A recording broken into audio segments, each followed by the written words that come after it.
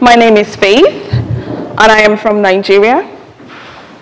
I am a recent graduate from the University of Applied Sciences for tourism, but prior to that, I have a degree in international studies and diplomacy. So this kind of thing is a little bit of my forte. So as the first speaker actually said, and explained a little bit about imperialism. So now we're going to be talking about my home country, Nigeria, and its experience with this particular topic in a way to help you understand exactly what has happened, what is happening, and what we want or hope to see in a couple of years from now. So Nigeria is actually known as the giant of Africa for several reasons. One of those reasons is because it has over 500 ethnic groups within one country, which shows diversity, which shows uniqueness, which should show good things. But it's also a conduit for conflict. It's also an opportunity, when not properly managed, to actually be a problem, which was something we hoped that Lord Lugard in 1914 should have thought about before he amalgamated the two different sides of Nigeria into one country. So the conflicts we're going to be talking about, basically my presentation is on Nigeria as a state and the Biafran movement.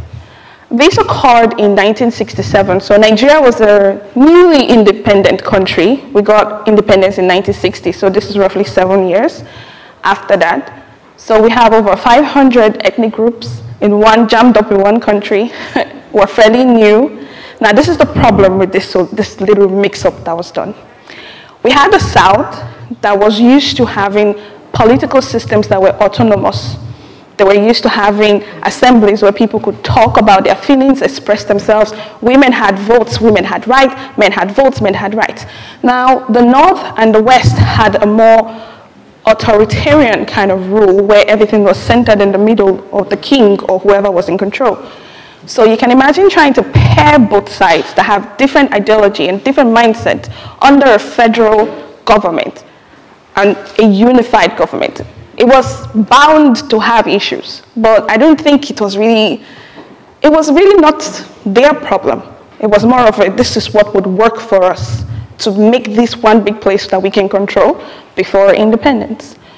So back to the story, 7 years after the independence, there was an issue that arose that led to the rise of what is called the Biafran movement.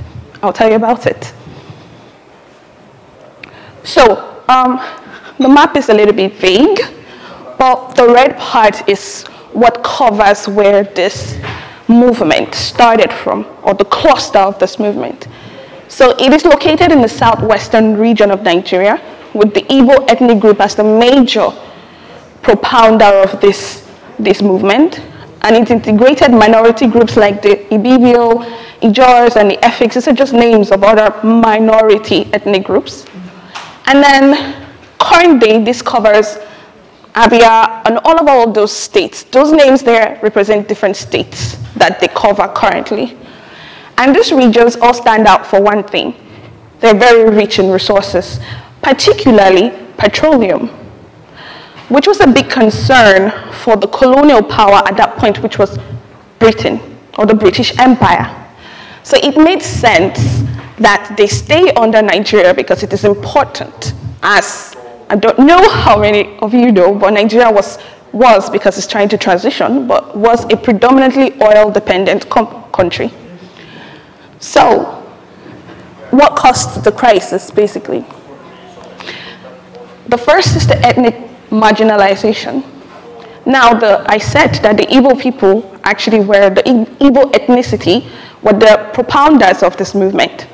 And they were the most marginalized in the respect that the southeast and part of the south equals the entire mass of the north.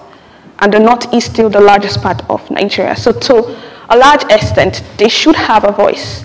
They should actually have a say in how things are run. So at that point, they perceived that there was a systemic exclusion that they had, and I gave you a little backstory about the differences in the political system and how they saw it. So in a way, they were the underdogs that were not ascribing to the rules that was left behind by the colonial power. So things didn't get any easier because in 1966 there was a coup, and the coup was led actually by an Igbo colonel, which we'll talk about later. So in January of 1966, there was a brutal counter-coup to the first coup that happened, and it resulted in the massacre of Igbos in the northern part. So much so that there was over 30,000 of them killed in the north, which resulted to a mass exodus. They picked up their things from the north and moved all the way back to the east. And this actually fueled and triggered the need for them to want to stand up and demand that, okay, look, we're not gonna do this with you, even though we're a newly independent country, but we have rights. So while this was brewing, they had an accord, the Aburi Accord in Ghana, which was aimed to solve this problem. But instead of diplomacy, there was still this whole, okay, let's try to be diplomatic, but we want what we want, and that didn't work. So it became a full-out crisis. So on May 30th, 1967, Lieutenant Colonel Odumegu Ojukwu, which was the highest ranking officer for the Igbo ethnicity at that point, declared the Republic of Biafra, and this is when things got really south, and it degraded into Nigeria's very own civil war. So the Nigeria's federal government under General Yakubu Gowon at that point launched a military campaign to suppress it. It was named a secessionist move. But thinking about it, a set of people determining or having the determination to want to stand up for themselves should not really be a secessionist move. If diplomacy should have been allowed its place, it should have been settled amicably. But then this war lasted for 2.5 years and resulted in over 100,000 military casualties on both ends, 500 to 2 million Biafran civilians dying from starvation. And at this point, this data is gotten from the fact that the Nigerian government at that point blockaded trade and provision routes to the east, so they were cut off. Now, obviously, I wasn't born at that point, it was a while ago, but I still remember till date how it was told that they starved so much that they resorted to eating lizards for food. Now that is despicable. Nonetheless, it became a humanitarian crisis, and the term Biafra became synonymous with famine, and it actually resulted in an international outcry that several other parts of the world heard about. Okay, the aftermath of the war. While the war ended, and the Nigerian government came up with the no, how did they put it? No victor, no vanquished. But in truth, having almost 2 million of Biafran citizens die, it's an insult to the Nigerian nation itself. It is not Biafran people dying, it is still Nigerian citizens dying.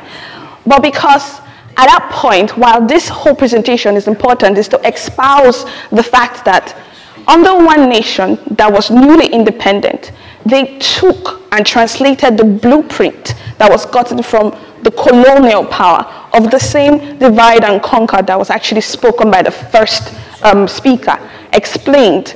So rather than forging a country that was based on equity and balance, it was just continuing rather what it had copied from its colonial masters.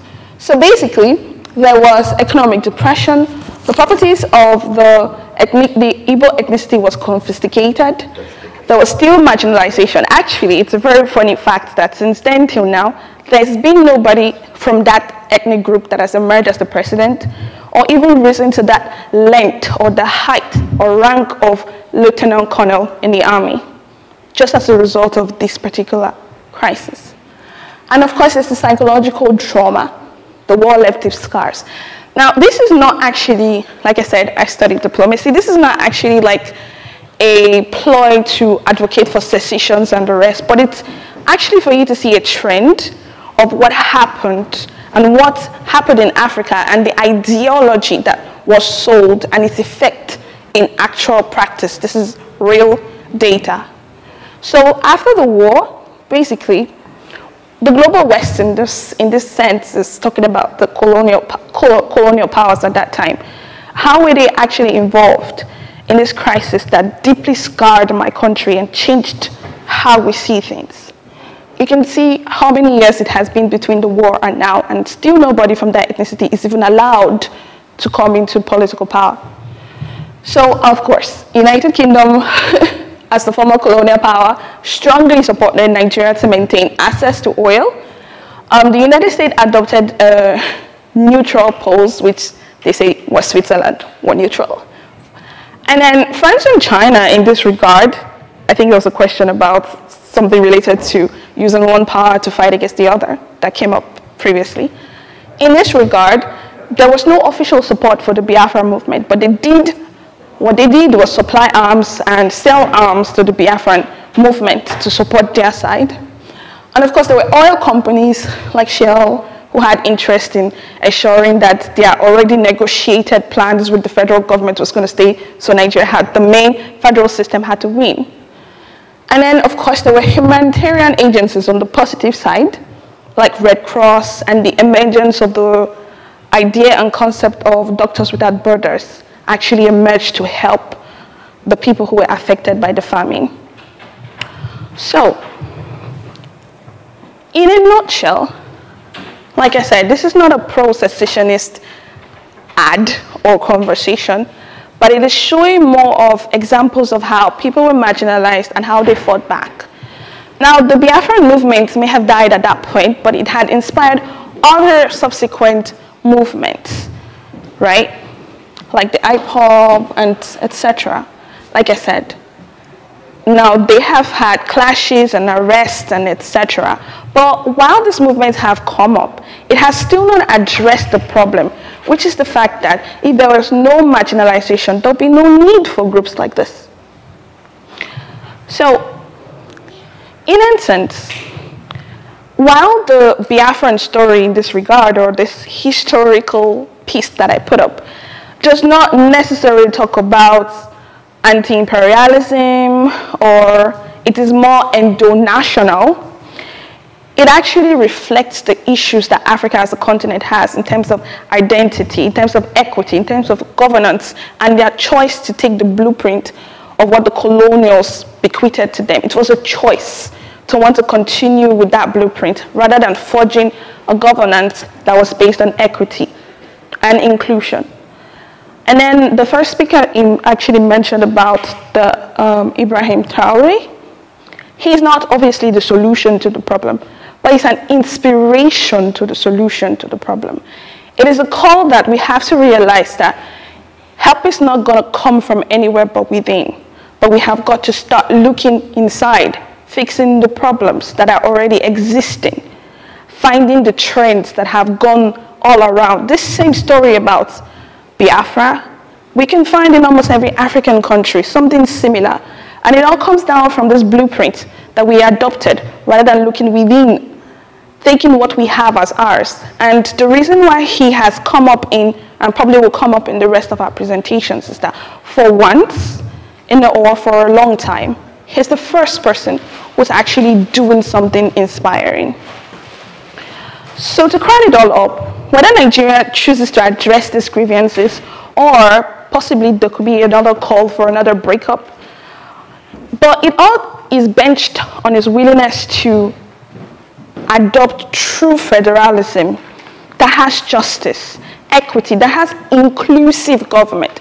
The key word here is actually inclusive government, because that's actually what it takes for Africa to be great again, for us to look within, for us to actually see the heroes within each of us.